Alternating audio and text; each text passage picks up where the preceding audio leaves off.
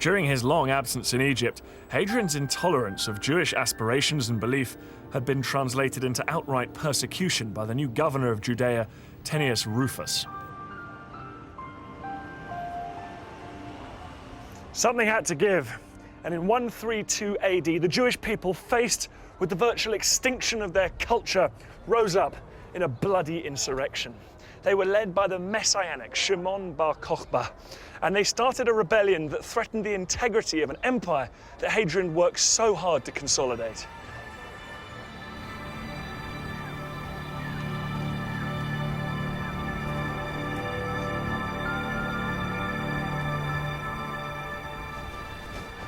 Simon bar Kokhba's rebels used classic guerrilla tactics and their knowledge of this incredibly rugged terrain.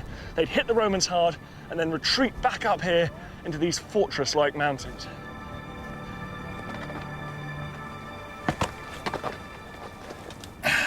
These mountains are absolutely full of these man-made tunnels and caves as well. And in fact, right across Judea, the Jews made huge use of these tunnels, stored supplies and hid themselves from the Romans whilst carrying out hit-and-run attacks.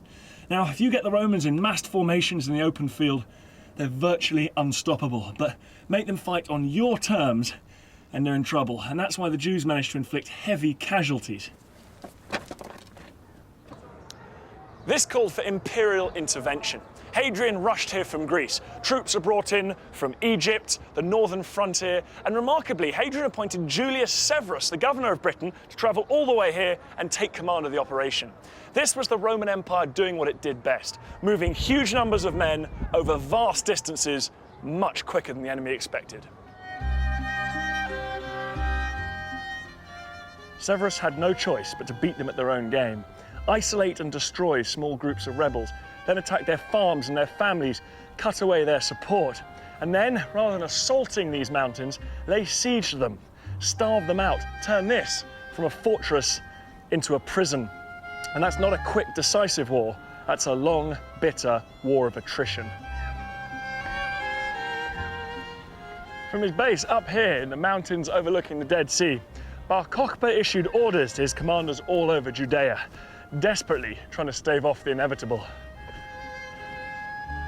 This is where the inevitable happened. Just over there on the other side of the valley is the town of Bitar, and the Arabic name for that place is Khirbet el Yahud, the ruin of the Jews.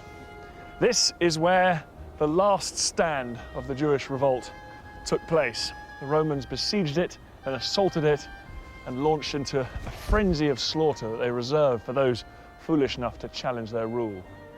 Jewish sources from the time say that on the 9th of August 136 AD, the Romans went on killing till their horses were submerged in blood to their nostrils.